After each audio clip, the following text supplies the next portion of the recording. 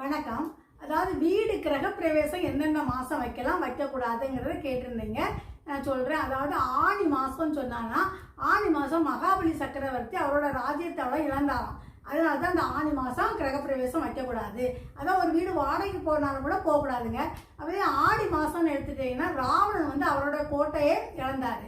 அதேமாதிரி அடுத்த புரட்டாசி மாதம் இரணியன் அவரோட அரண்மனையிலேயே நரசிம்மமூர்த்தி அது சம்காரம் செய்த நாள்னால அந்த மாதமும் நம்ம எடுக்கக்கூடாது. இதுவே மார்கழி மாதம் எடுத்துக்கிட்டிங்கன்னா மார்கழி மாதம் துரியோதனன் அவருடைய ராஜ்யத்தை இழந்தார். இது அப்புறம் இப்போ மாசி மாதம் எடுத்துக்கிட்டிங்கன்னா சிவபெருமான் ஆழக்கால விஷம் கொண்டு மயக்கமுற்ற மாதம். அதனால தான் அந்த மாதமும் நம்ம கிரகப்பிரவேசம் எடுக்க வேண்டாம். இதே பங்குனி மாதம் எடுத்துக்கிட்டிங்கன்னா சிவபெருமான் மன்மதனை எரித்த மாதம். அதனால அவர் எரிச்சனால அந்த மாதமும் நம்ம கிரகப்பிரவேசம் செய்யக்கூடாது. அப்போ எந்த மாதமும் செய்யலாம்? சித்திரை, வைகாசி, ஐப்பசி, ஆவணி, ஐப்பசி, கார்த்திகை, தை. அது ஐப்பசி மாதத்தில் சூரியன் நீசம் அடைகிறதுனால நீங்கள் சூரியன் விசாக நட்சத்திரத்தில் வரும்போது நீங்கள் நாள் குறித்து வச்சிங்கன்னா நல்லாயிருக்கும். ஓகேங்களா? சரி, என்னோட சேனல் உங்களுக்கு பிடிச்சிருந்தா லைக் பண்ணுங்கள், ஷேர் பண்ணுங்கள், கமெண்ட்ஸ் கொடுங்க, சப்ஸ்கிரைப் பண்ணி வச்சுக்கோங்க, பக்கத்தில் இருக்க பெல் பட்டனை கிளிக் பண்ணுங்கள்.